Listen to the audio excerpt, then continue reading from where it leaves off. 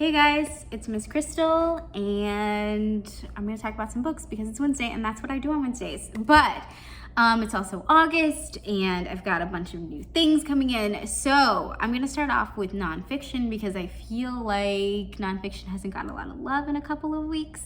So I'm gonna start with like middle grade, I feel like middle grade, middle school, whatever. And then I'm gonna move on into about like the 8th grade, high school sort of books, okay? So just so you know exactly what's going on. First one, I Will Protect You. So this one is set in Nazi-occupied Germany. It's set in Auschwitz, which is a very famous concentration camp. Well, now it's a very famous concentration camp. And it tells the true story of these twins, Eva and Miriam, who were about 11 years old. And I feel like this was like 1944 when they were taken to Auschwitz and separated from their family. And then they were experimented on by this famous Nazi doctor known as Dr. Mengele. So if you don't know who that is, look it up. But also Dr. Mengele, I think that's how to pronounce his name. He was a famous Nazi doctor slash scientist slash researcher, and so he was using Jewish prisoners to conduct his experiments, and some of them I guess were informative, but a lot of them were like very sadistic. So it wasn't pleasant, but he especially liked twins because he thought the concept of twins was very interesting, and so it's about like their experience with this doctor and also living with these other children who are going through the same thing, and sometimes getting harsher treatment or, better treatment, whatever. And so like interesting, but sad, but also uplifting. Go for it. Okay. Washed Ashore. So this one's a lot different from the first. People are always kind of taken aback when I choose books that look like picture books for my middle schoolers. But I'm just telling you, I really think that nonfiction picture books are like where it's at. And most of the time they have such cool information along with pictures so that it doesn't make the information as like intimidating. They chop up text really well, but it's still a decent amount.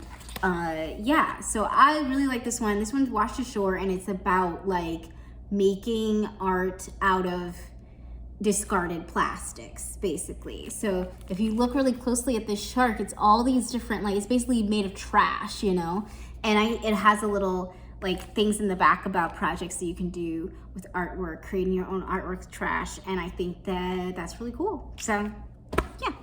Next one, this is gonna be like 8th grade up, okay?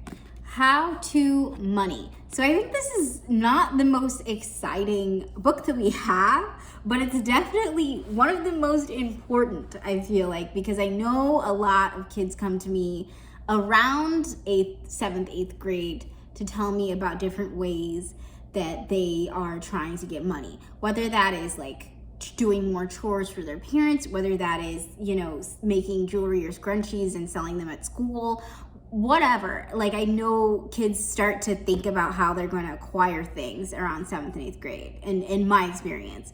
And so I think this is really important because it teaches you how to earn money, how to save money, what's a savings account versus a checking account, what is a check versus debit card versus credit card versus loan.